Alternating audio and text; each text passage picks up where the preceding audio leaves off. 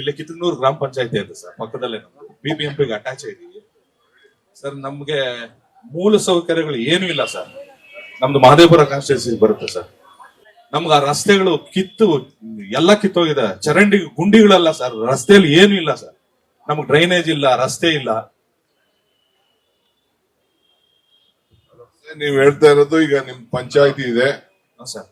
ಈಗ ನಿಮ್ನ next corporation ಸೇರಿಸ್ಕೋಬೇಕು ಅಂತ ಹೇಳ್ತಾ ಇದೀರಾ ಸರ್? ಕಾರ್ಪೊರೇಷನ್ ಸೇರೋದು ಒಂದು, ಬಟ್ ನಮ್ದೇನು ಅಂದ್ರೆ ನಮ್ದು ಅಟ್ಲೀಸ್ಟ್ ನಮ್ ಮುಖ್ಯ ರಸ್ತೆಗಳಾದ್ರೂ ಡಾಂಬರೀಕರಣ ಮಾಡ್ಕೊಡಿ ಅಂತ ಕೇಳ್ತಾ ಇದ್ದೀನಿ ಸರ್. ಓಕೆ, ಆಯ್ತು. ನಿಮ್ದು ಹೆಸರು ಬರ್ತಿಸಿದ್ರಲ್ಲ, ನಿಮ್ಗೆ ಫೋನ್ ಮಾಡಿ ಮಾತಾಡ್ತೀವಿ. ಆಮೇಲೆ ನೀವು ಹೇಳೋದು ನೆಕ್ಸ್ಟ್ ಕೊಡಿ, ನಿಮ್ ರೆಪ್ರೆಸೆಂಟೇಷನ್ ಕೊಡಿ. Thank you. ಒಂದು ಕಾಪಿ ನೀವು ಇಟ್ಕೋತೀರಾ? ಸಾಕ ನೋಡಿ, ಆಯ್ತು. ಕೊಡಿ ಯಜಮಾನ್, ಕೊಡಿ.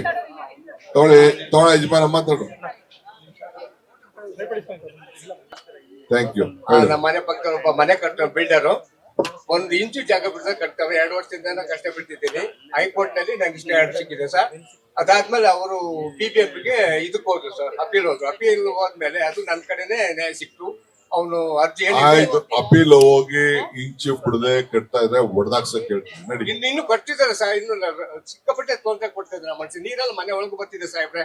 2 ವರ್ಷದಿಂದ ಕಷ್ಟ ಬಿಡ್ತಿದ್ವಿ. BBMPನವ್ರು ಹೇಳ್ತಾರೆ ಮತ್ತೆ ಕಟ್ತಾರೆ, ಹೋಗ್ತಾನೆ, ಮತ್ತೆ ಅವ್ನ ಭಯನೇ ಇಲ್ಲ. ಸುಮ್ಮನೆ ಅವ್ನು ರೌಡಿಜಮ್ ಮಾಡ್ಕೊಂಡು ನಮ್ಗೆ ಮನೆ ಕಟ್ತಾನೆ. ಪಕ್ಕ ಇಬ್ರೇ ವಯಸ್ಸಾಗಿರೋ ಸಾಹೇಬ್ರೆ, ಭಾರಿ ಕಷ್ಟ ಆಗ್ತಿದೆ ಸಾಹೇಬ್ರೆ.